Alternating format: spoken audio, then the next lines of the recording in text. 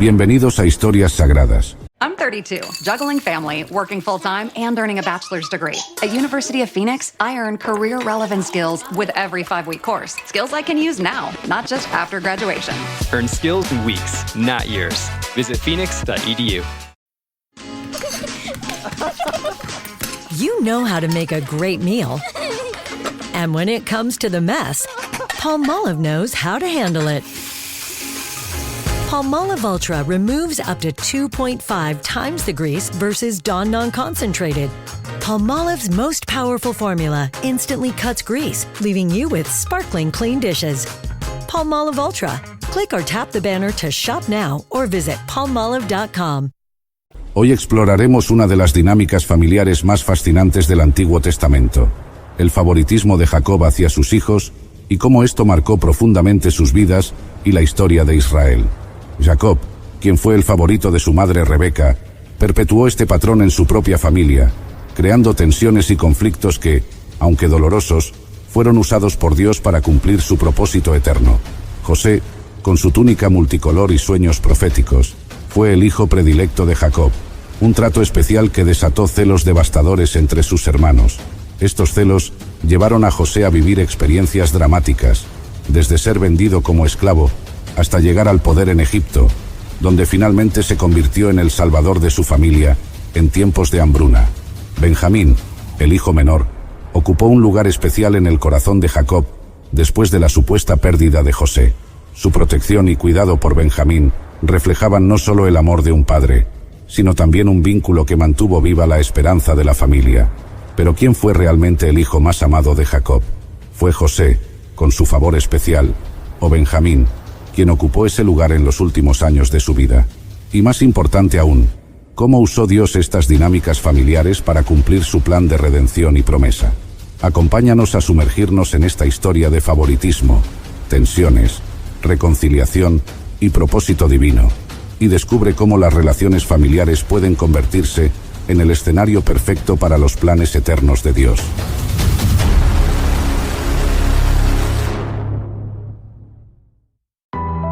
Hace muchos años, en una tierra marcada por la promesa de Dios, existió un hombre cuyo destino estaba entrelazado con el amor de su padre y el dolor de una pérdida irreparable. Esta es la historia de Benjamín, el hijo más joven de Jacob, el hermano menor de José, y el hijo nacido en medio de circunstancias difíciles. Su vida está llena de amor, tragedia y un propósito que cambiaría el curso de su familia. Conocer la historia de Benjamín es adentrarse en una de las narrativas más conmovedoras del Antiguo Testamento, una historia que nos habla de la fidelidad, el sacrificio y el valor de una vida que trajo consuelo en medio de la tristeza. Aquí presentamos el relato de cómo Benjamín se convirtió en el hijo más querido de Jacob y cómo su vida influyó en la historia de la nación de Israel. Benjamín nació en un contexto de dolor y esperanza.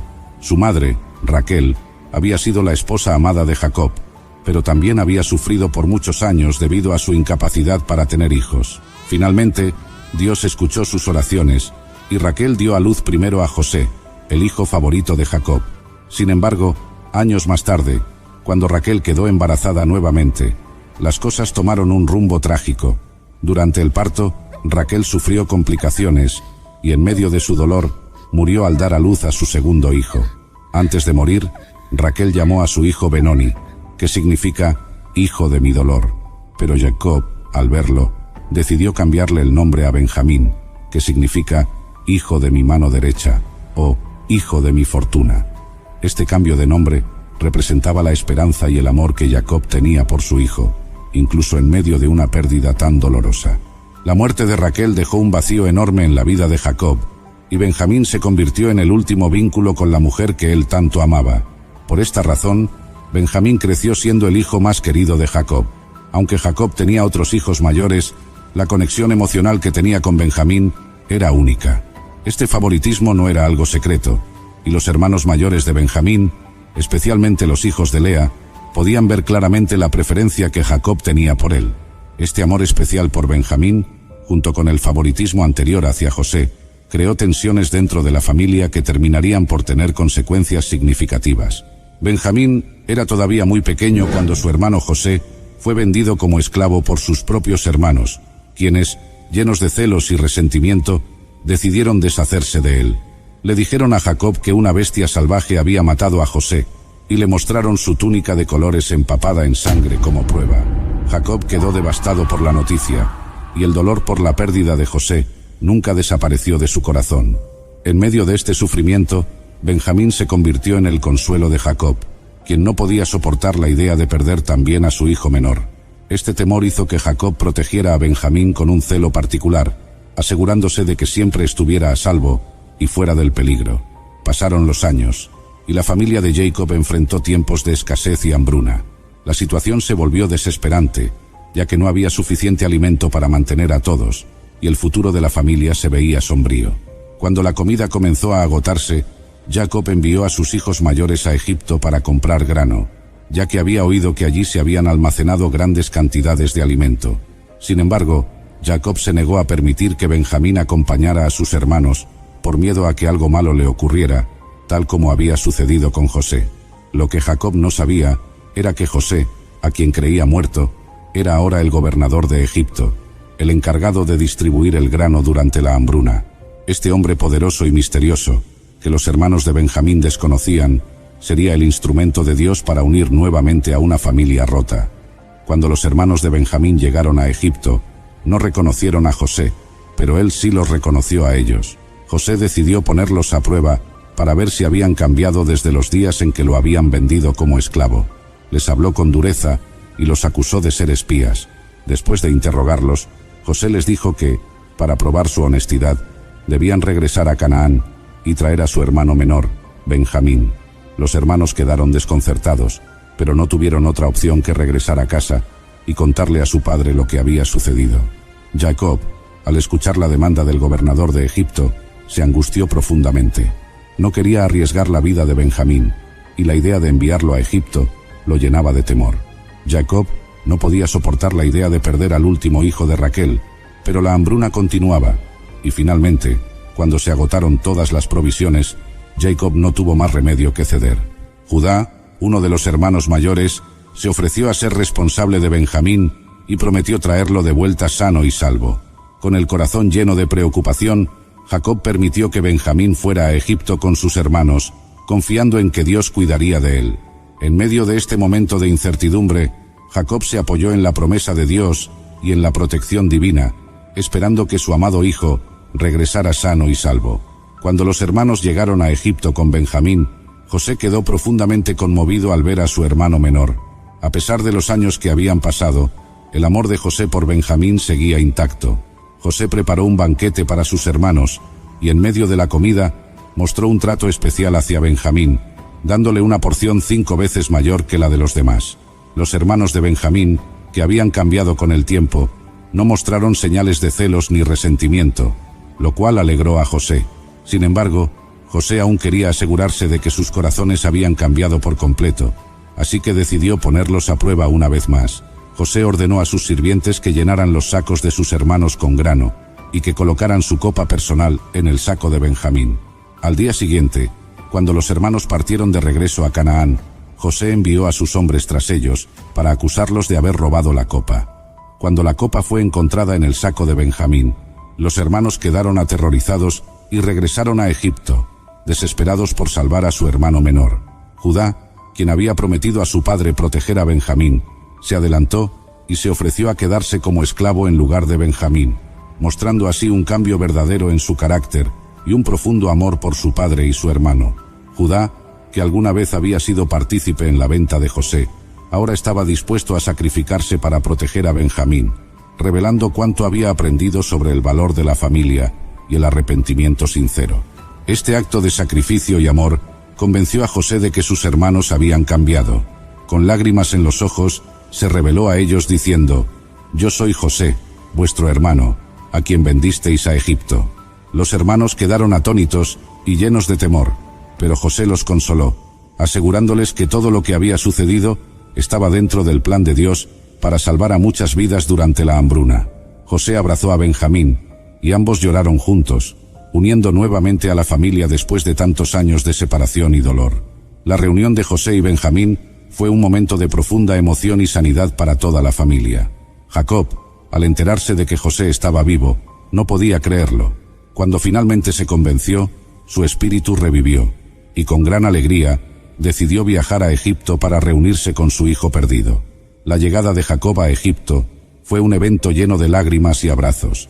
Jacob pudo ver a sus hijos reunidos y en paz, y pudo abrazar nuevamente a José, el hijo que había llorado por tantos años. Para Jacob, tener a Benjamín y a José juntos era el cumplimiento de un sueño que nunca había pensado que se haría realidad.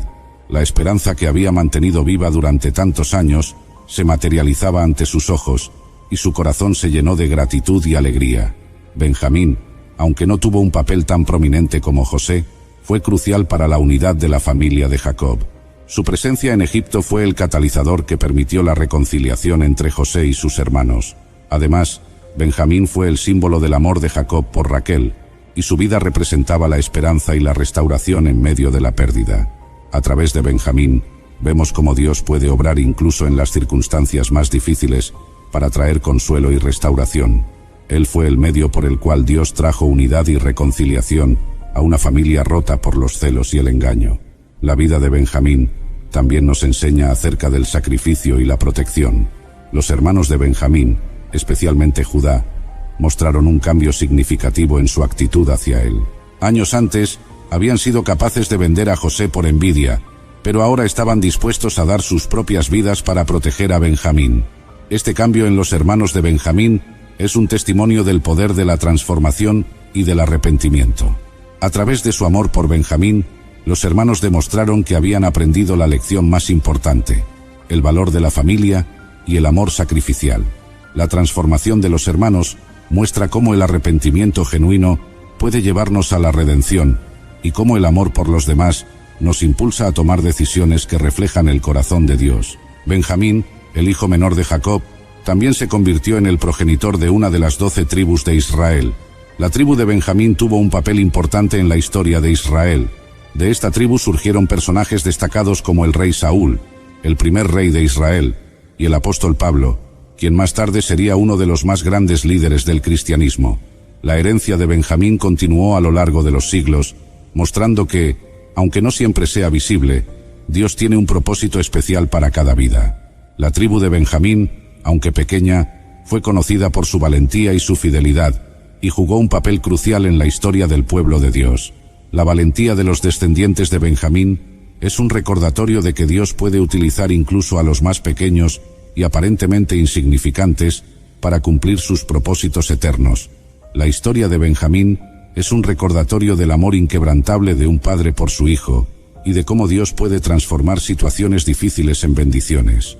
Aunque nació en medio del dolor y la pérdida, You're tuned into Auto Intelligence, live from Auto Trader, where data, tools, and your preferences sync to make your car shopping smooth. They're searching inventory. Oh, yeah. They find what you need. They're gonna find You it. can make a budget for your wallet to help you succeed. Pricing's precise and true. So true. It's smarter car shopping. Ooh. Just for you. Oh, it's just for you. Find your next ride at autotrader.com. Powered by Auto Intelligence. la vida de Benjamín trajo consuelo a Jacob, y fue el vehículo a través del cual Dios restauró a una familia dividida.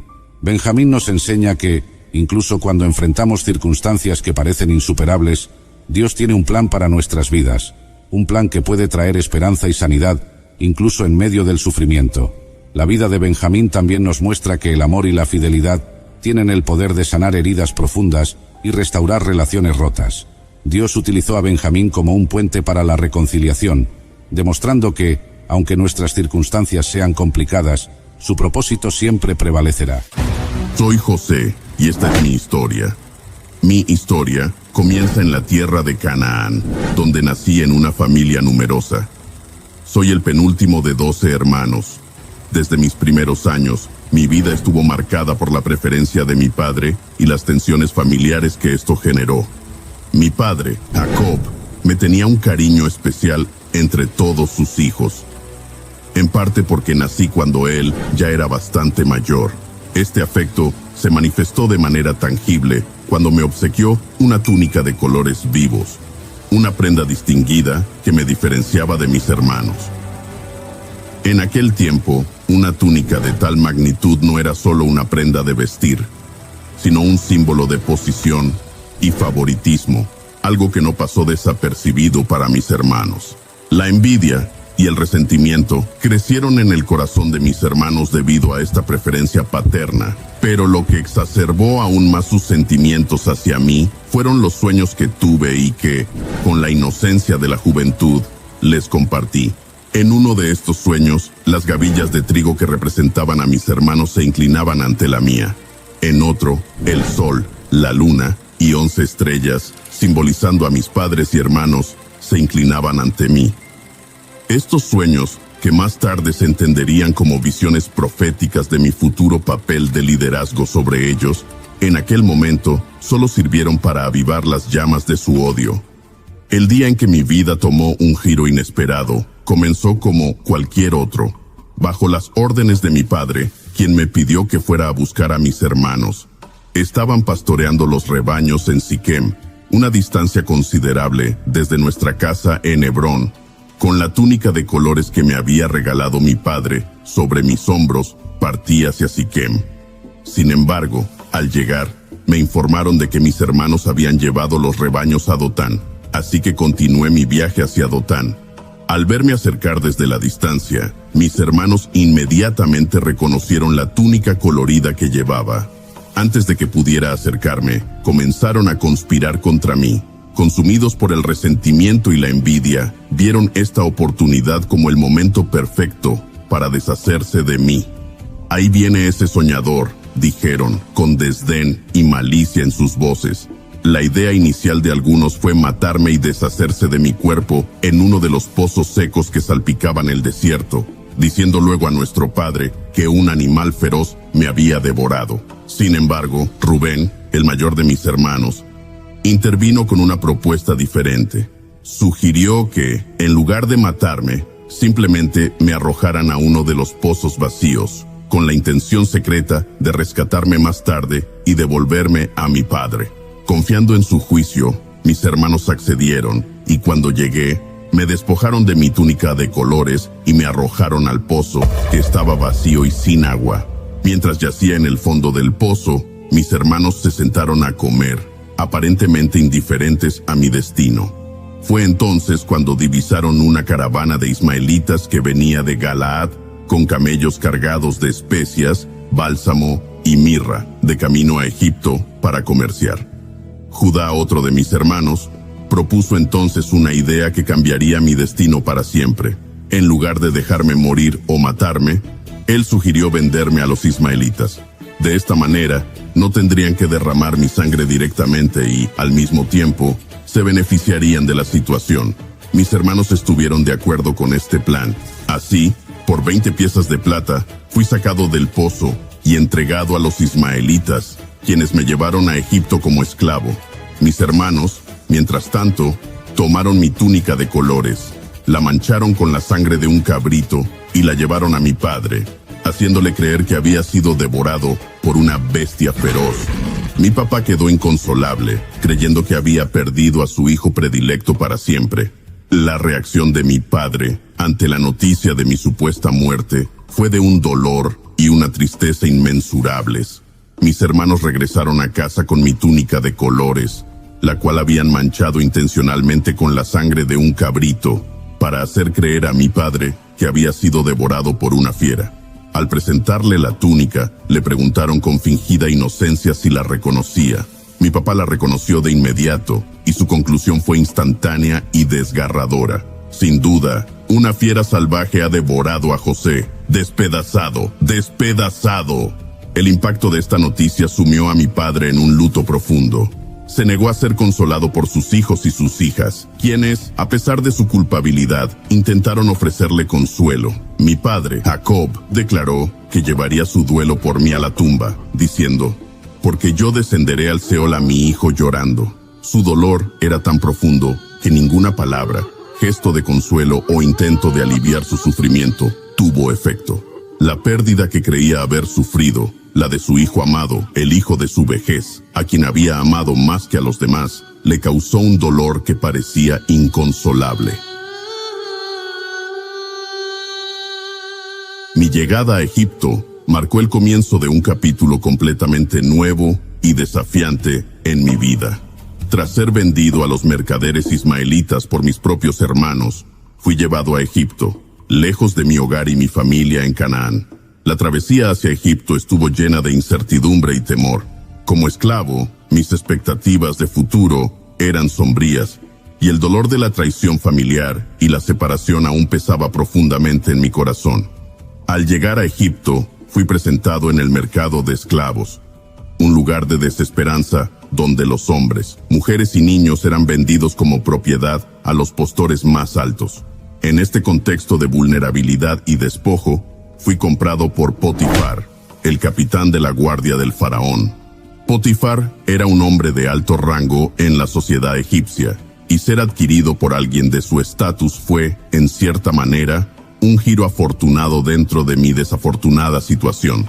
Desde el principio de mi servicio en la casa de Potifar, el Señor estuvo conmigo, y todo lo que hacía prosperaba. Mi diligencia, lealtad y habilidades no pasaron desapercibidas para Potifar, quien pronto reconoció mi valor como administrador y ser humano. A medida que ganaba su confianza, me fue encomendada más responsabilidad, hasta que finalmente fui puesto a cargo de toda su casa. Bajo mi administración, la casa de Potifar prosperó, y el Señor bendijo los bienes del egipcio por mi causa. A medida que ascendía en responsabilidad y estima en la casa de Potifar, debido a mi diligencia y la bendición evidente del Señor en todo lo que hacía, me encontré enfrentando una tentación inesperada y peligrosa. La esposa de Potifar comenzó a fijarse en mí. Era evidente que poseía una belleza y un encanto que, junto con su posición de poder, la hacían una figura imponente. Con el tiempo, su interés en mí se convirtió en deseo, y ella no tardó en actuar sobre este deseo. En varias ocasiones me buscó directamente y me instó a acostarme con ella. Sin embargo, yo estaba firmemente comprometido a vivir una vida de integridad y lealtad, no solo a Dios, sino también a Potifar, quien había confiado en mí y me había elevado a una posición de gran responsabilidad dentro de su hogar. Le respondí a sus avances, explicando que mi maestro Potifar no me había retenido nada en la casa, excepto a ella, porque era su esposa. ¿Cómo, entonces, podría hacer yo esta gran maldad y pecar contra Dios? Este fue mi firme rechazo a sus propuestas, basado en mi compromiso con la rectitud y mi temor a Dios. Sin embargo, un día, cuando me encontraba solo en la casa realizando mis tareas, ella me agarró por mi túnica e insistió nuevamente en que me acostara con ella. En ese momento, tomé la decisión de huir, dejando atrás mi túnica en sus manos. Esta acción, aunque era la única opción honorable dada la situación, me puso en una posición extremadamente vulnerable. Enfurecida por mi rechazo y armada con la evidencia de mi túnica en sus manos, la esposa de Potifar inventó una historia falsa.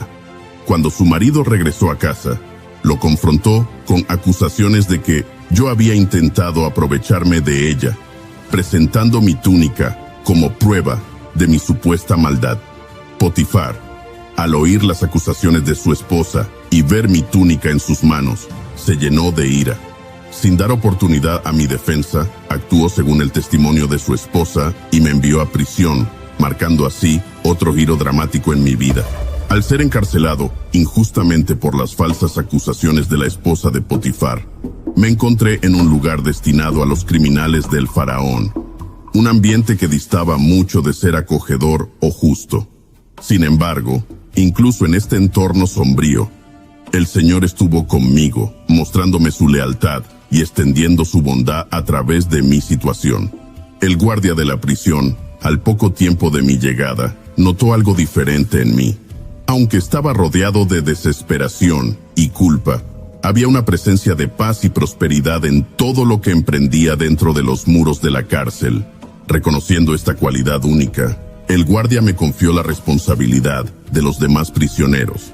Pronto, al igual que en la casa de Potifar, fui ascendido a una posición de liderazgo, esta vez dentro de la prisión, supervisando las actividades diarias y el bienestar de mis compañeros de encierro.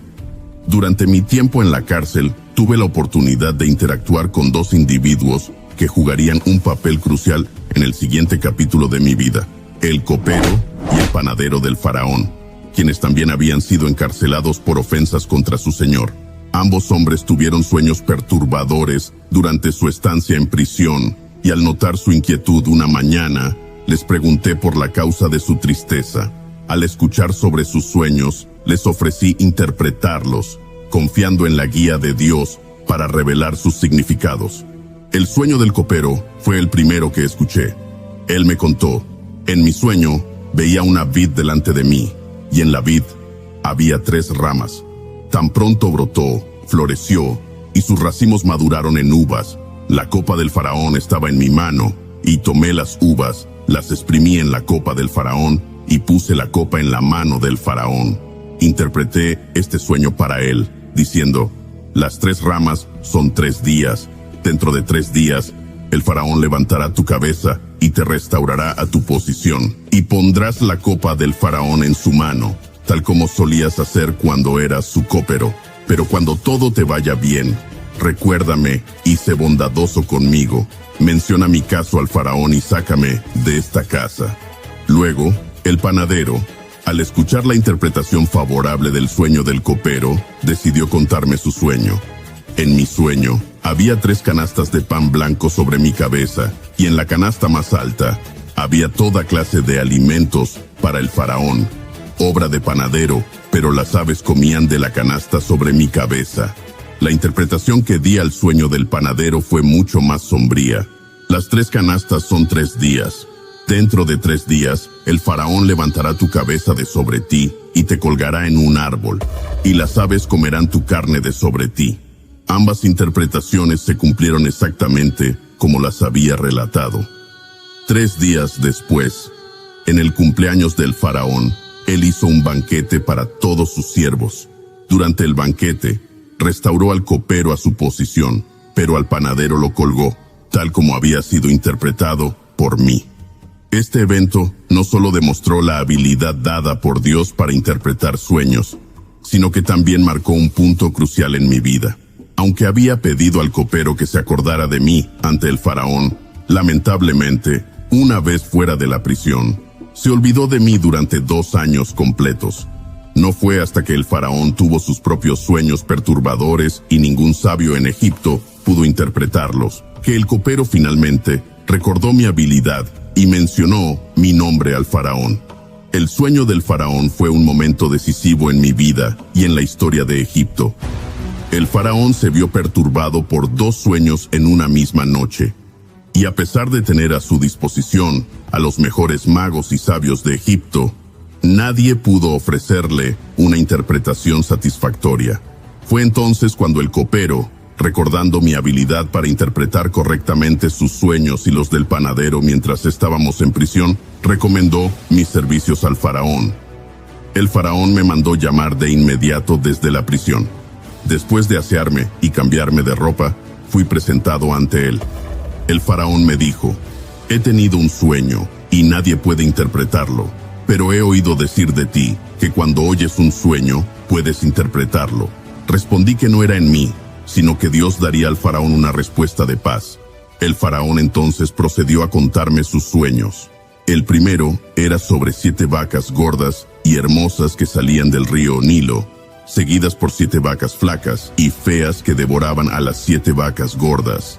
El segundo sueño era similar: 7 espigas llenas y buenas crecían en una sola caña, seguidas por 7 espigas delgadas y quemadas por el viento del este, que devoraban a las 7 espigas llenas.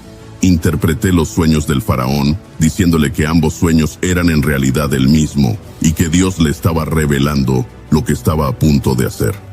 Las 7 vacas gordas y las 7 espigas llenas representaban 7 años de gran abundancia, que vendrían sobre toda la tierra de Egipto. Sin embargo, estos serían seguidos por 7 años de hambre tan severos que la abundancia sería olvidada en la tierra. You're basking on a beach in the Bahamas. Now you're journeying through the jade forests of Japan. Now you're there for your alma mater's epic win. And now you're awake Womp womp. Which means it was all a dream. But with millions of incredible deals on Priceline, those travel dreams can be a reality. Download the Priceline app today, and you can save up to 60% off hotels and up to 50% off flights. So don't just dream about that trip. Book it with Priceline. Go to your happy price, Priceline. Hola, Sol de Janeiro here.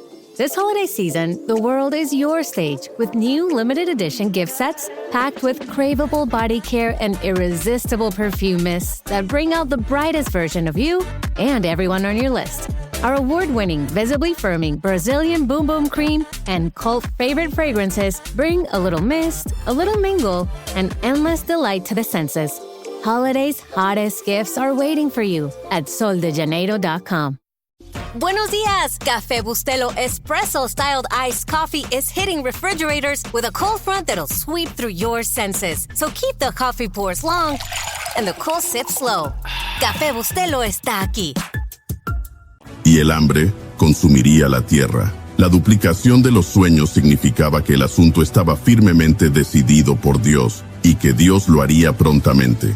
Además de interpretar los sueños, aconsejé al faraón sobre cómo manejar la situación. Nombrar a un hombre discreto y sabio para gobernar sobre Egipto y designar supervisores para recolectar la quinta parte de la cosecha de Egipto durante los 7 años de abundancia. Este grano debería almacenarse en las ciudades y guardarse para los 7 años de hambre, asegurando así la supervivencia de Egipto durante los años difíciles por venir.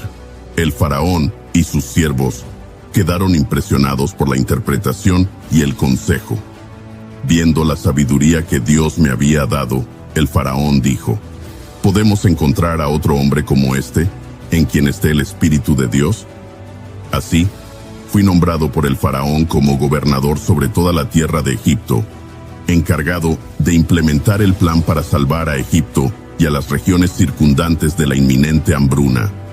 Fue un ascenso extraordinario, de prisionero a gobernador, todo debido a la providencia divina y la interpretación de los sueños. Convertirme en gobernador de Egipto fue un cambio drástico y providencial en mi vida. Después de interpretar los sueños del faraón y ofrecerle un plan para enfrentar los años venideros de abundancia, seguidos por años de hambre, el faraón decidió ponerme a cargo de todo Egipto. Mi ascenso desde una posición de esclavitud y encarcelamiento hasta convertirme en la segunda autoridad más alta en Egipto fue un testimonio del poder y la providencia divina. El faraón me otorgó su anillo de sello, una vestimenta de lino fino y un collar de oro, símbolos de mi autoridad y posición. Además, me asignó un carro como el segundo después de él y me dio un nuevo nombre egipcio que fue Safenat Panea, que significa Dios habla, Él vive, o el revelador de secretos. También me fue dada una esposa, Asenat, hija de Potífera, sacerdote de On, lo que solidificó mi posición e integración en la sociedad egipcia. El plan que implementé para salvar a Egipto y las regiones circundantes de la hambruna fue meticuloso y se basó en la previsión divina revelada en los sueños del faraón. Durante los 7 años de gran abundancia, tomé medidas para recoger todo el excedente de alimentos. Establecí supervisores y trabajadores para recolectar la quinta parte de la cosecha de todo Egipto durante estos años. Este grano fue almacenado en ciudades seleccionadas y guardado cuidadosamente bajo mi supervisión. Cada ciudad almacenaba el grano de los campos circundantes, asegurando así una distribución equitativa y eficiente de los recursos para los años venideros. Cuando comenzaron los 7 años de hambre, como había sido predicho, Egipto estaba preparado.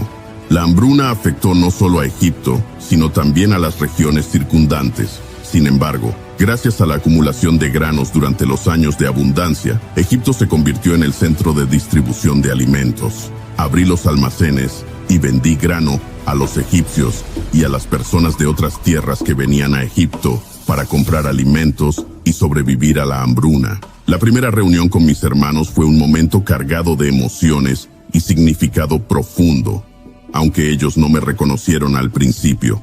Años después de haberme vendido como esclavo, la hambruna los obligó a bajar a Egipto en busca de alimento, ya que Egipto había almacenado grano durante los 7 años de abundancia.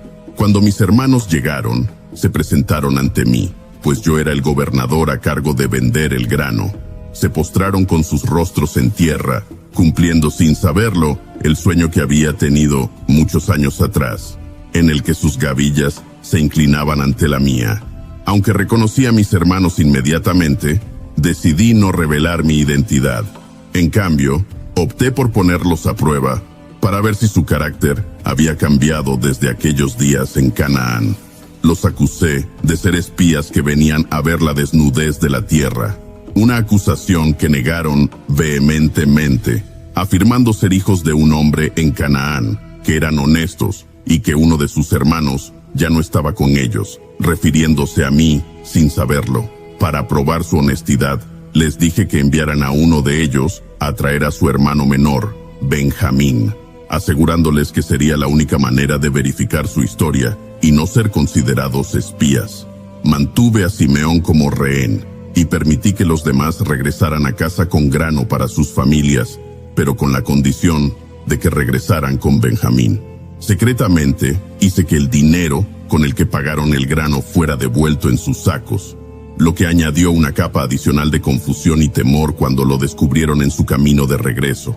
La noticia de que necesitaban llevar a Benjamín a Egipto para comprar más grano y liberar a Simeón fue recibida con gran angustia por mi padre.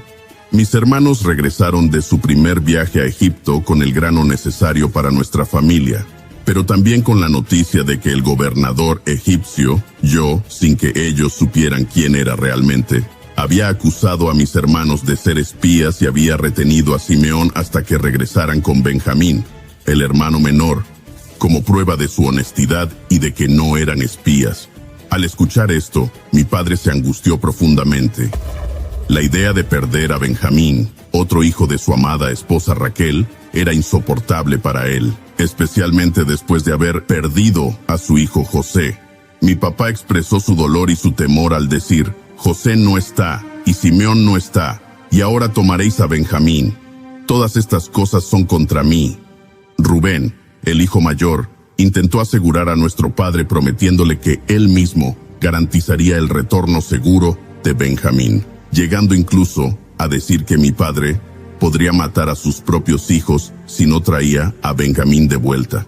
Sin embargo, mi padre inicialmente rechazó la idea, diciendo: mi hijo no descenderá con vosotros porque su hermano está muerto y él ha quedado solo, y si le aconteciere algún desastre en el camino en que vais, haréis descender mis canas con dolor al Seol. La situación cambió cuando el hambre persistió y el grano que habían traído de Egipto se agotó. Mi padre se vio obligado a enfrentar la realidad de que tenían que volver a Egipto para comprar más alimento. Judá intervino esta vez, asumiendo personalmente la responsabilidad por la seguridad de Benjamín. Prometió a mi padre que sería garante de Benjamín y dijo: yo seré fiador de él, de mi mano lo requerirás. Si no te lo vuelvo a traer y lo pongo delante de ti, entonces yo seré culpable ante ti para siempre. Judá argumentó que si no hubieran demorado, podrían haber ido y vuelto 2 veces, enfatizando la necesidad urgente de actuar para preservar a la familia del hambre. Finalmente, movido por la necesidad y las garantías de Judá, mi padre accedió a dejar ir a Benjamín. Les dio instrucciones a sus hijos para que llevaran regalos al hombre que gobernaba en Egipto, así como doble dinero, y el dinero que había sido devuelto en los sacos de grano, en un intento de apaciguar al gobernador egipcio. Mi papá, resignado pero aún temeroso, encomendó a sus hijos y a Benjamín a la misericordia divina, diciendo: y el Dios Todopoderoso os dé misericordia delante del hombre, para que os deje volver a vuestro otro hermano y a Benjamín, y yo, si he de ser privado de mis hijos, sea privado. Esta decisión de enviar a Benjamín con sus hermanos a Egipto fue un momento de fe y desesperación para mi padre, quien tuvo que confiar en la protección divina y en las promesas de sus hijos mayores para la seguridad de su hijo menor. Este acto de fe, aunque lleno de temor, sería crucial para la eventual reunificación y restauración de toda nuestra familia. Cuando mis hermanos regresaron a Egipto con Benjamín, tal como había ordenado, me enfrenté a un momento lleno de emociones profundamente contradictorias. Al ver a Benjamín con ellos, mi propio hermano, por parte de madre, el único de mis hermanos que no había participado en mi venta como esclavo, mi corazón se llenó de una mezcla de alegría, alivio y una profunda nostalgia. Ordené a mi mayordomo que llevara a los hombres a mi casa, preparara un banquete y sacrificara animales, pues iban a comer conmigo al mediodía. A pesar de su obediencia, mis hermanos estaban aterrados al ser llevados a mi casa, temiendo que serían castigados por el dinero que había sido devuelto en sus sacos durante su primer viaje. Se acercaron al mayordomo de mi casa para explicar la situación del dinero devuelto, intentando así aliviar cualquier malentendido antes de que se presentaran ante mí. El mayordomo les aseguró que su Dios y el Dios de su padre les había dado un tesoro en sus sacos, y luego trajo a Simeón, quien había estado detenido, para reunirse con ellos. Cuando llegó el momento del banquete, mis hermanos se presentaron ante mí. Se postraron en tierra delante de mí, cumpliendo una vez más el sueño que había tenido años antes. Les pregunté por el bienestar de su padre, mi padre también, y específicamente por Benjamín, expresando un interés particular por él. Al ver a Benjamín, mis emociones me sobrepasaron y tuve que retirarme a una habitación privada para llorar. Después de recomponerme, regresé para participar en el banquete con ellos. Durante el banquete, dispuse que se sirvieran las porciones de comida de manera que la porción de Benjamín fuera 5 veces mayor que la de cualquiera de los otros, una señal de distinción y favor especial hacia él. Observé sus reacciones y cómo interactuaban entre ellos, buscando señales de arrepentimiento, celos o cualquier otra emoción que pudiera indicar si habían cambiado desde el día en que me vendieron. Sin embargo, el verdadero test de sus corazones aún estaba por venir. Decidí hacer una última prueba para determinar la sinceridad de su arrepentimiento y su amor por su padre y por Benjamín. Instruí a mi mayordomo que llenara sus sacos de grano, devolviera a cada hombre su dinero en su saco y colocara mi copa de plata en el saco de Benjamín. Después de asegurarme de que sus sacos estuvieran llenos de grano y que el dinero de cada uno fuera devuelto en su saco, instruí a mi mayordomo que colocara, además, mi copa de plata, la copa que usaba para beber y también para adivinar, en el saco de Benjamín. Esta acción estaba destinada a crear una situación que revelaría la verdadera naturaleza de sus corazones y su lealtad hacia Benjamín y nuestro padre. Al amanecer, cuando mis hermanos partieron con sus sacos cargados, no habían llegado lejos de la ciudad cuando envié a mis siervos tras ellos con la acusación de robo. Los siervos alcanzaron a mis hermanos y les expresaron mi acusación. ¿Por qué habéis pagado mal por bien? ¿Por qué habéis robado mi copa de plata, la que bebe mi señor y por la cual él adivina? Mis hermanos, seguros de su inocencia, respondieron con confianza, incluso ofreciendo que aquel de ellos en cuyo saco se encontrara la copa sería muerto, y los demás se convertirían en esclavos de mi señor. La búsqueda comenzó con el mayor y terminó con el menor, y la copa fue hallada en el saco de Benjamín. Este descubrimiento los dejó atónitos y desolados. Rasgaron sus vestiduras en señal de luto y regresaron todos a la ciudad, a mi presencia, postrándose ante mí en tierra. Judá, quien había garantizado personalmente el retorno seguro de Benjamín a mi papá, tomó la palabra. Se acercó y ofreció un discurso emocionante y elocuente, explicando la situación de nuestro padre, su apego especial a Benjamín, y cómo la pérdida de Benjamín podría llevar a mi padre a la muerte por el dolor. Judá se ofreció a sí mismo como esclavo en lugar de Benjamín, para que el joven pudiera regresar con nuestro padre, demostrando un acto de sacrificio y amor fraternal que contrastaba marcadamente con la actitud que habían tenido hacia mí años atrás. Después de escuchar el apasionado discurso de Judá, en el que se ofreció a sí mismo como esclavo en lugar de Benjamín para proteger a nuestro padre del dolor, no pude contenerme más. La lealtad, el sacrificio y el amor evidente en sus palabras me hicieron ver cuánto habían cambiado desde aquellos días en Canaán, cuando me vendieron como esclavo. Ordené a todos mis sirvientes que salieran de la habitación, dejándome solo con mis hermanos. Era importante para mí que este momento fuera privado, un asunto familiar que requería intimidad. Entonces, me encontré cara a cara con mis hermanos, los mismos que habían conspirado contra mí tantos años atrás, pero ahora mostraban un carácter y una madurez completamente transformados. Lleno de emoción, me resultó imposible contener las lágrimas. Lloré tan fuerte que mis sirvientes y la casa del faraón escucharon mi llanto, aunque no estaban presentes en la habitación. A través de mis lágrimas, les dije a mis hermanos: yo soy José, ¿vive aún mi padre? Mis hermanos estaban tan atónitos que no podían responder. La sorpresa y el miedo los paralizaron, temiendo por las consecuencias de sus acciones pasadas. Ahora que estaba claro que el gobernador de Egipto era su propio hermano a quien habían maltratado. Para aliviar rápidamente sus miedos y demostrar mi sincero perdón, les dije: ahora pues, no os entristezcáis, ni os pese haberme vendido acá, porque para preservación de vida me envió Dios delante de vosotros. Dios me envió delante de vosotros para preservarlos y darles posteridad en la tierra, y para salvar vuestras vidas por medio de una gran liberación.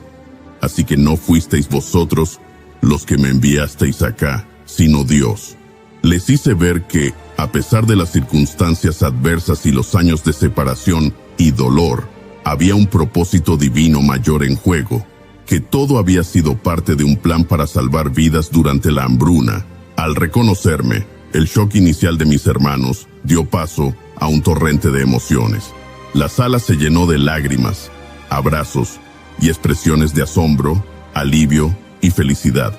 Este acto de perdón y reconciliación simbolizó la superación de nuestro pasado turbulento. Especialmente emotivo fue el encuentro con Benjamín, mi hermano más joven, a quien no había visto desde que era un niño. Nuestro abrazo fue un momento de profunda conexión fraternal, marcado por lágrimas compartidas. Benjamín y yo, vinculados no solo por nuestro padre, sino también por ser los únicos hijos de Raquel, sentimos una alegría inmensa al reunirnos. La intensidad de nuestras emociones indicaba cuán profundo era el vínculo que la separación no había podido erosionar. Después de este emotivo reencuentro, les instruí a mis hermanos que regresaran rápidamente a Canaán para traer a nuestro padre a Egipto junto con sus familias y posesiones. Les di carros, como había ordenado el faraón, para transportar a los niños y a las mujeres, y les proporcioné provisiones para el viaje. También les di regalos y ropas nuevas, pero a Benjamín le di 300 piezas de plata y 5 mudas de ropa, como muestra de mi especial afecto hacia él. Les pedí que no discutieran en el camino de regreso, consciente de que las emociones podrían aflorar al procesar todo lo que había sucedido.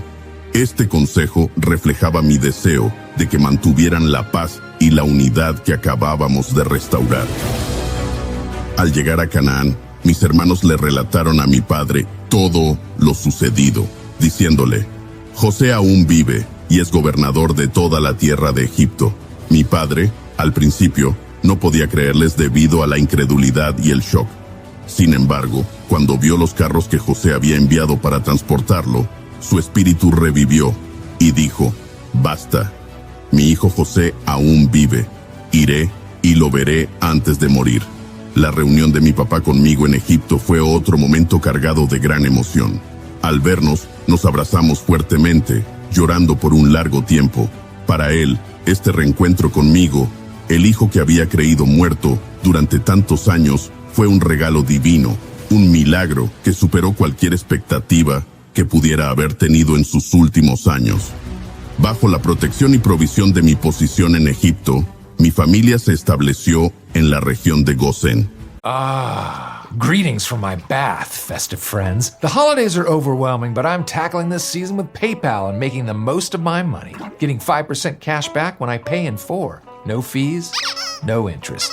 I used it to get this portable spa with jets. Now the bubbles can cling to my sculpted but pruny body. Make the most of your money this holiday with PayPal. Save the offer in the app. Ends 12/31. See paypal.com/promo terms. Points can be redeemed for cash and more. Pay in full subject to terms and approval. PayPal Inc. and MLS 910457.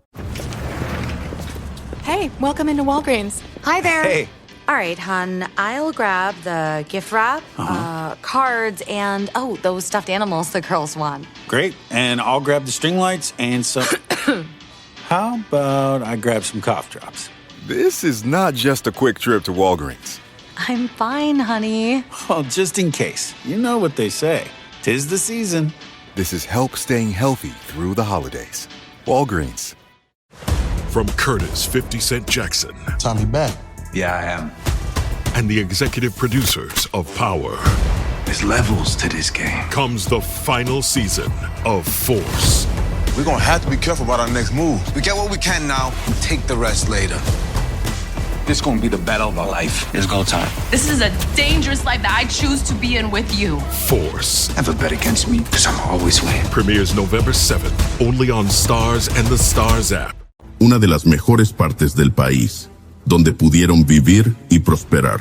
El faraón acogió calurosamente a mi familia, ofreciéndoles las mejores tierras de Egipto y encargándoles el cuidado de sus rebaños. Este nuevo comienzo representó no solo la supervivencia de nuestra familia durante un tiempo de hambruna generalizada, sino también la realización de las promesas divinas hechas a Abraham, Isaac y Jacob sobre la multiplicación y bendición de sus descendientes. Así, lo que comenzó como una historia de traición y sufrimiento se transformó en una de redención y restauración, demostrando el poder del perdón y la soberanía de Dios en orquestar los eventos de nuestras vidas para cumplir sus propósitos más grandes. La noche era oscura y el aire estaba cargado de misterio. En el vado de Jaboc, mientras esperaba con ansiedad el inminente encuentro con mi hermano Esaú, un hombre misterioso apareció de repente y comenzamos a luchar. La intensidad de la batalla aumentaba con cada minuto, y aunque no sabía quién era, sentía que mi vida y mi destino estaban en juego. Mientras luchábamos hasta el amanecer, me di cuenta de que este no era un combate ordinario. De repente, me hirió en la cadera, y algo sorprendente ocurrió, cambiando mi vida para siempre. Mi nombre es Jacob, y esta es mi historia. Todo comenzó cuando era niño, en la casa de mi padre Isaac y mi madre Rebeca. Fui el segundo de 2 hijos, naciendo justo después de mi hermano gemelo Esaú. Aunque nacimos el mismo día, nuestras diferencias eran claras desde el principio. Esaú, cubierto de un espeso manto de vello rojo, salió primero del vientre de nuestra madre, ganando así el derecho de primogenitura. Yo, aferrado al talón de mi hermano, llegué al mundo inmediatamente después, como si desde ese momento estuviera luchando por mi lugar en la familia. Esaú era fuerte, un cazador hábil y el favorito de mi padre. Su piel curtida por el sol y su espíritu indomable lo hacían el hijo ideal para Isaac, quien veía en él a un digno sucesor. Yo, en cambio, era más tranquilo, prefiriendo quedarme en casa y ayudar a mi madre. Mi vida transcurría en el campamento, aprendiendo las artes domésticas, el manejo del ganado y los negocios de la familia. Mi madre, Rebeca, siempre decía que yo tenía una mente aguda y un corazón sensible. Encontré consuelo en las tareas cotidianas y en la conversación con mi madre, quien veía en mí cualidades que otros pasaban por alto. Mientras Esaú se aventuraba en el campo, yo pasaba horas meditando, pensando en el significado de la vida y en las historias que mi madre me contaba sobre nuestro abuelo Abraham y la promesa de Dios. Desde joven, supe que Dios tenía un plan especial para mí. Mi madre me contó que, antes de nacer, el Señor le dijo que en su vientre había 2 naciones y que el mayor serviría al menor. Esta profecía siempre estuvo en mi mente, alimentando mis ambiciones y decisiones. Aunque respetaba a mi hermano, no podía evitar pensar que el destino me reservaba algo grande, algo que cambiaría el curso de nuestra familia. Rebeca me recordaba constantemente esa promesa, y sus palabras se grababan en mi corazón como un sello indeleble. La vida en casa no siempre fue fácil. Esaú y yo teníamos personalidades muy diferentes, y aunque éramos hermanos, había una rivalidad latente entre nosotros. Esaú disfrutaba de la vida al aire libre y la caza, mientras que yo prefería la vida más tranquila y contemplativa. Estas diferencias no solo nos separaban a nosotros, sino que también influenciaban las dinámicas familiares. Mi padre, Isaac, prefería a Esaú por su destreza en la caza, mientras que mi madre, Rebeca, me favorecía a mí, viendo en mí el cumplimiento de la promesa de Dios. A menudo, Esaú regresaba al campamento victorioso, con presas colgando de sus hombros y una sonrisa de satisfacción en su rostro. Mi padre lo recibía con orgullo, disfrutando de las historias de sus cacerías y los manjares que preparaban juntos. Yo observaba desde la distancia, sintiendo una mezcla de admiración y envidia. Sabía que nunca podría competir con Esaú en fuerza o habilidades de caza, pero tenía la certeza de que mi destino no se definiría por esas cualidades. Un día, Esaú volvió del campo exhausto y hambriento. Había estado cazando sin éxito, y su rostro reflejaba el cansancio y la frustración de una jornada infructuosa. Aproveché su debilidad y le propuse un trato. Le daría un plato de lentejas a cambio de su primogenitura. Era una propuesta arriesgada, pero estaba dispuesto a jugar todas mis cartas. Esaú, en su hambre y desprecio por su derecho de nacimiento, aceptó sin pensarlo 2 veces. ¿De qué me sirve la primogenitura si estoy a punto de morir de hambre?, dijo mientras extendía la mano para tomar el cuenco de lentejas. Este intercambio de lentejas por la primogenitura fue el primer paso en mi camino hacia el destino que Dios había planeado para mí. Mientras Esaú devoraba el guiso, sentí una mezcla de triunfo y culpa. Sabía que había tomado ventaja de su debilidad, pero también sentía que estaba actuando de acuerdo con el plan divino. Esaú, por su parte, comió rápidamente, y luego se levantó y se fue, sin darse cuenta del alcance de su decisión. Aquella noche, mientras el campamento se sumía en el silencio, reflexioné sobre lo que había hecho. El derecho de primogenitura no era solo un título, implicaba la bendición de mi padre, la herencia de nuestras propiedades, y lo más importante, la promesa de Dios a Abraham e Isaac. Había dado un paso crucial, pero sabía que el camino por delante estaría lleno de desafíos y decisiones difíciles.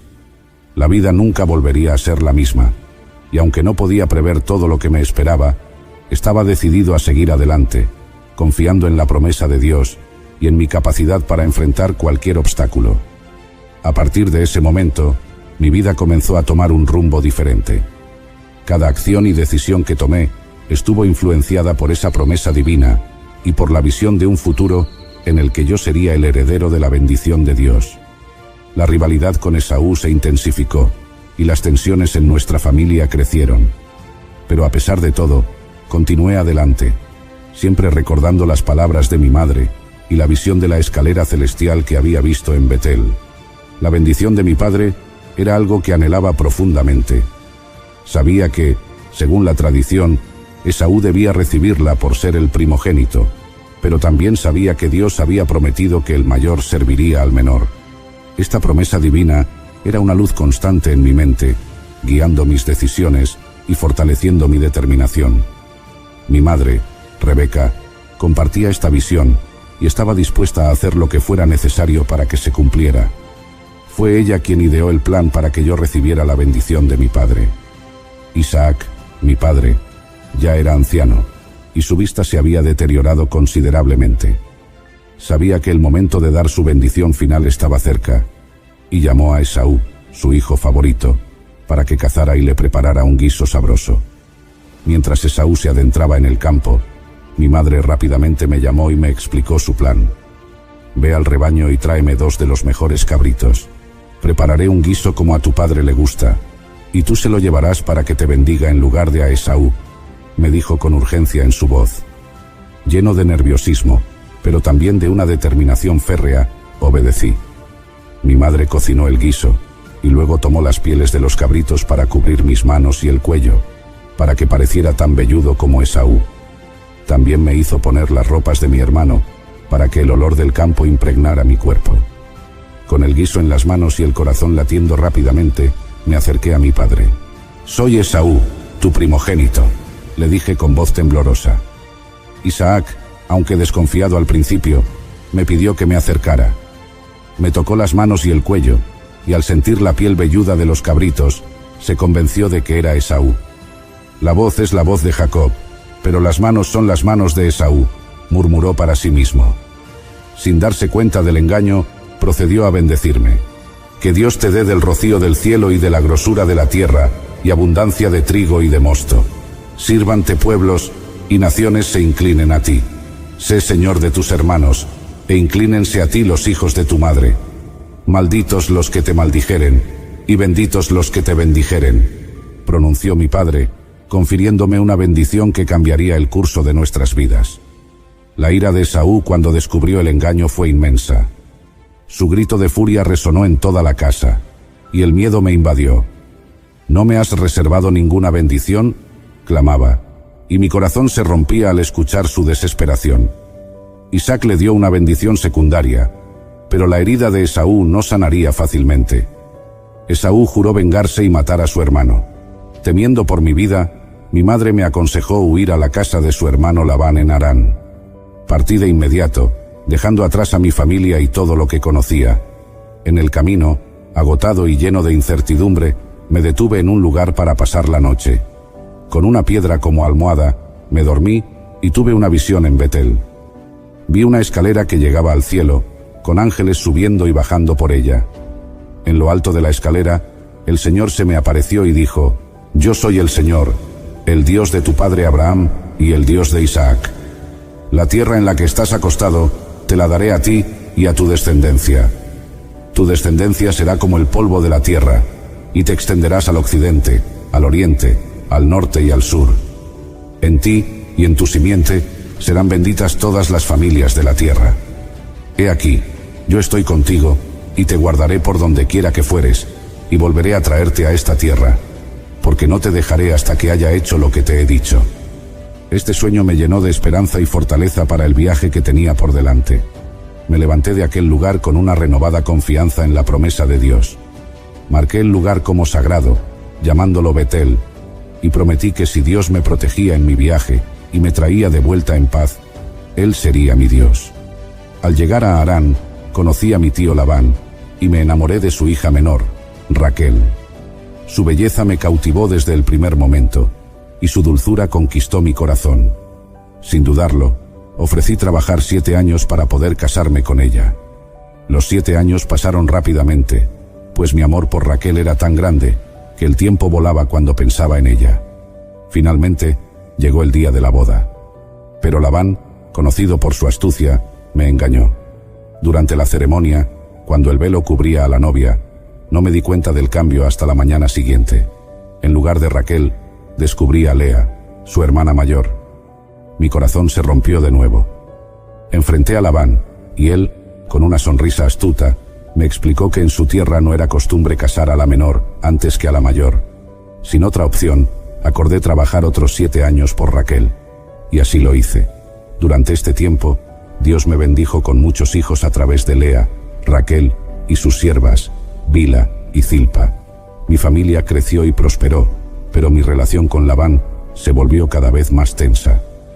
Las rivalidades entre Lea y Raquel, la envidia y las intrigas, marcaron nuestras vidas cotidianas. A pesar de todo, Dios estaba conmigo, y su promesa se cumplía a medida que mi familia se multiplicaba y mis riquezas aumentaban. Labán, viendo cómo Dios me prosperaba, intentó engañarme varias veces para quedarse con lo mejor del ganado. Sin embargo, Dios me dio sabiduría, y a través de sueños y visiones, me mostró cómo asegurarme de que el rebaño más fuerte y numeroso fuera mío. Finalmente, después de 20 años de servicio, Dios me habló y me dijo que era hora de regresar a la tierra de mis padres. Reuní a mi familia y a todos nuestros bienes, y partí sin decírselo a Labán. Cuando él se enteró de nuestra partida, nos persiguió, pero Dios intervino y nos protegió. Finalmente, hicimos un pacto, y nos separamos en paz. Mientras me acercaba a la tierra de Canaán, el miedo a encontrarme con Esaú crecía en mi corazón. Envié mensajeros con regalos a mi hermano, esperando apaciguar su ira. La noche antes de nuestro encuentro, luché con un hombre misterioso hasta el amanecer. Al darse cuenta de que no podía vencerme, me tocó la cadera y me dislocó la articulación. «Déjame ir, porque raya el alba», dijo. Pero yo respondí: «No te dejaré ir si no me bendices». Fue entonces cuando supe que había luchado con Dios mismo. Me bendijo y cambió mi nombre de Jacob a Israel, diciendo: «Has luchado con Dios y con los hombres, y has vencido». Este encuentro me transformó profundamente. Cojeando por la herida en mi cadera, me preparé para enfrentar a Esaú. Para mi sorpresa, Esaú me recibió con abrazos y lágrimas, perdonando el pasado y ofreciendo reconciliación. Fue un momento de sanación y renovación para nuestra familia. Establecimos nuestras vidas en la tierra de Canaán, y Dios continuó bendiciéndonos. A pesar de los desafíos y pruebas, su mano siempre estuvo sobre mí y mi familia. Recordé siempre las promesas que Dios me hizo en Betel, y cómo, a pesar de mis errores y engaños, Él permaneció fiel. Después de 20 años de servicio, Dios me habló y me dijo que era hora de regresar a la tierra de mis padres. Fue una revelación que llenó mi corazón de esperanza y temor a la vez. La vida en Harán había sido dura, marcada por engaños y luchas, pero también por bendiciones y crecimiento. Había acumulado riquezas y mi familia había crecido considerablemente. Reuní a mi familia y a todos nuestros bienes y partí sin decírselo a Labán. Sabía que Labán no dejaría irnos fácilmente. Había visto cómo mis bendiciones también le habían beneficiado y sospechaba que intentaría detenernos, o al menos reclamarnos parte de nuestras pertenencias. Así que nos marchamos en silencio, en la oscuridad de la noche, esperando ganar ventaja antes de que él pudiera darse cuenta de nuestra partida. Durante 3 días viajamos sin descanso, poniendo la mayor distancia posible entre nosotros y Harán. Cuando Labán se enteró de nuestra partida, su furia fue inmediata. Reunió a sus hombres y nos persiguió durante 7 días, hasta alcanzarnos en los montes de Galaad. Su llegada fue intimidante. Se presentó con una gran comitiva, su rostro torcido por la ira y la traición que sentía. Pero Dios intervino. La noche anterior, Dios le habló a Labán en un sueño, y le advirtió que no me dijera nada ni bueno ni malo. Cuando Labán finalmente me alcanzó, su actitud fue menos agresiva de lo que esperaba, aunque aún estaba evidentemente molesto. «¿Qué has hecho, Jacob?», me preguntó. «Me has engañado llevándote a mis hijas como si fueran prisioneras de guerra. ¿Por qué huiste en secreto y me engañaste? Si me lo hubieras dicho, te habría despedido con festejos, con cantos y música de tamboril y arpa, y ni siquiera me dejaste besar a mis nietos y a mis hijas. Has actuado neciamente». Su reproche me hirió, pero sabía que tenía que defender mi decisión. «Tenía miedo», le respondí. The holidays mean more travel, more shopping, more time online, and more personal info in more places that could expose you more to identity theft. But LifeLock monitors millions of data points per second. If your identity is stolen, our US-based restoration specialists will fix it, guaranteed, or your money back. Don't face drained accounts, fraudulent loans, or financial losses alone. Get more holiday fun and less holiday worry with LifeLock. Save up to 40% your first year. Visit lifelock.com/podcast. Terms apply. Score the perfect gift at Dick's Sporting Goods. Start your wish list with top picks from Nike, Jordan, FP Movement, and more. Shop trending shoes, golf gear, water bottles, and more of this year's hottest gifts. Need it fast? Stop by your local store or use the Dick's app for quick pickup or delivery. Visit Dick'sSportingGoods.com to shop this year's best holiday gifts at Dick's. This episode is brought to you by Pacifico. Here's a story you've probably never heard. Legend has it, decades ago, a couple surfers went down to Mexico in search of epic swells, but they found something unexpected instead. It was still crisp, lively, and smooth, but it had nothing to do with waves. It was Pacifico, a delicious Mexican lager. It's like it was brewed to be discovered. Pacifico, find your own way. 21 plus, discover responsibly. Pacifico Clara Beer, imported by Crown Imports, Chicago, Illinois. Pensé que podrías quitarme a tus hijas por la fuerza. Luego, buscando una solución pacífica, continué. En cuanto a tus dioses, con quien los encuentres, no vivirá. Revisa delante de nuestros hermanos lo que yo tengo, y llévatelo. No sabía que Raquel había tomado los ídolos de su padre. Labán buscó en todas nuestras tiendas, comenzando por las de Lea y las de las siervas, y finalmente llegó a la tienda de Raquel. Raquel, astuta, había escondido los ídolos en la albarda del camello y se había sentado sobre ellos. «No te enojes, mi señor, por no poder levantarme ante ti, porque estoy con el periodo de las mujeres», dijo. Labán, desconcertado, no encontró nada. Después de esto, hablé con más firmeza. «Estos 20 años he estado contigo. Tus ovejas y tus cabras nunca abortaron, ni yo comí carnero de tus ovejas. Nunca te traje lo arrebatado por las fieras. Yo pagaba el daño. Lo hurtado de día y de noche a mí me lo cobrabas. De día me consumía el calor, y de noche la helada, y el sueño huía de mis ojos. Así he estado 20 años en tu casa, 14 años te serví por tus 2 hijas, y 6 años por tus ovejas, y has cambiado mi salario 10 veces. Si el Dios de mi padre, el Dios de Abraham, y el temor de Isaac, no estuviera conmigo, de cierto me habrías enviado ahora con las manos vacías. Pero Dios vio mi aflicción y el trabajo de mis manos, y te reprendió anoche. Las palabras resonaron en el aire, y una sensación de verdad ineludible se estableció entre nosotros. Finalmente, Labán propuso un pacto de paz. Levantamos un montón de piedras como testimonio, y Labán llamó al lugar Jegar Sahaduta, mientras que yo lo llamé Galed. Que el Señor vigile entre tú y yo, cuando estemos ausentes el uno del otro, dijo Labán.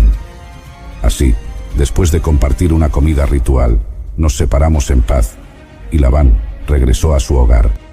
Mientras me acercaba a la tierra de Canaán, el miedo a encontrarme con Esaú crecía en mi corazón.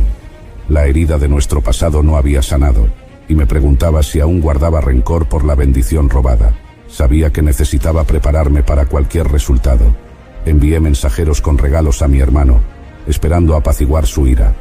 Los mensajeros regresaron con noticias inquietantes. Esaú venía a nuestro encuentro con 400 hombres. El pánico se apoderó de mí. Dividí a mi familia y a mis bienes en 2 campamentos, pensando que si Esaú atacaba uno, el otro podría escapar.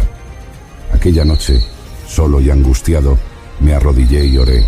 Oh Dios de mi padre Abraham y Dios de mi padre Isaac, Señor, tú que me dijiste, vuelve a tu tierra y a tu parentela, y yo te haré bien. Menor soy que todas las misericordias, y que toda la verdad que has usado para con tu siervo, pues con mi cayado pasé este Jordán, y ahora estoy sobre 2 campamentos. Líbrame, te ruego, de la mano de mi hermano, de la mano de Esaú, porque le temo, no venga acaso, y me hiera la madre con los hijos. Y tú has dicho, yo te haré bien, y tu descendencia será como la arena del mar, que no se puede contar por la multitud. La noche antes de nuestro encuentro, luché con un hombre misterioso hasta el amanecer. Al principio, no entendía quién era este hombre ni por qué luchábamos. La lucha fue intensa, y aunque estaba exhausto, no podía dejar de pelear. Al darse cuenta de que no podía vencerme, me tocó la cadera y me dislocó la articulación. Un dolor agudo me recorrió el cuerpo, pero no me rendí. Déjame ir, porque raya el alba, dijo. Pero yo respondí, no te dejaré ir si no me bendices. Fue entonces cuando supe que había luchado con Dios mismo.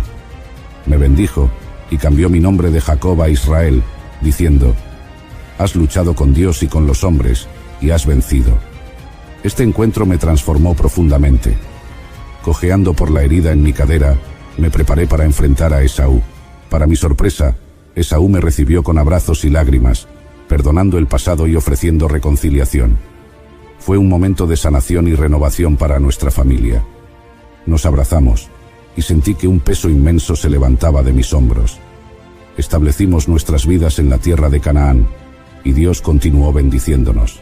Construí un altar en Betel, recordando la promesa que Dios me había hecho cuando huía de mi hermano. A pesar de los desafíos y pruebas, su mano siempre estuvo sobre mí y mi familia. Recordé siempre las promesas que Dios me hizo en Betel, y cómo, a pesar de mis errores y engaños, Él permaneció fiel. La vida en Canaán tuvo sus propias pruebas y tribulaciones. Mis hijos crecieron, y como es natural en las familias grandes, surgieron conflictos. Mi hijo José, el mayor de Raquel, se convirtió en mi favorito, lo que provocó envidia y resentimiento entre sus hermanos. Este favoritismo llevó a una serie de eventos dolorosos, incluyendo la venta de José como esclavo a Egipto, un engaño que me hizo creer que había sido devorado por una bestia salvaje. A pesar de estos momentos oscuros, Dios seguía trabajando en nuestras vidas. Años más tarde, durante una gran hambruna, descubrí que José estaba vivo y se había convertido en un hombre poderoso en Egipto. Fue un reencuentro lleno de lágrimas y alegría, y vi una vez más cómo Dios cumple sus promesas de formas que nunca podríamos prever.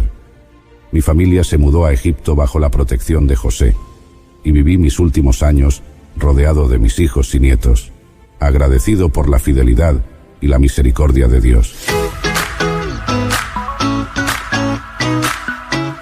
Gracias por acompañarnos en este viaje a través de las Escrituras. Si esta narración ha tocado sus corazones y les ha inspirado, les invito a dejar su me gusta en este video. Su apoyo es invaluable y nos ayuda a continuar trayendo más contenido inspirador y educativo. No olviden suscribirse al canal y activar la campana de notificaciones para que sean los primeros en saber cuándo se publica el próximo episodio. Compartimos muchas más historias sagradas, llenas de enseñanzas y esperanza, que esperamos sean de gran bendición para ustedes y sus familias. Que Dios los bendiga abundantemente y que su fe se fortalezca día a día. Recuerden que, así como Dios guió a Jacob en sus viajes y transformaciones, Él también los guiará, si ustedes se lo permiten, en cada paso de su vida. Hasta la próxima. Bendiciones.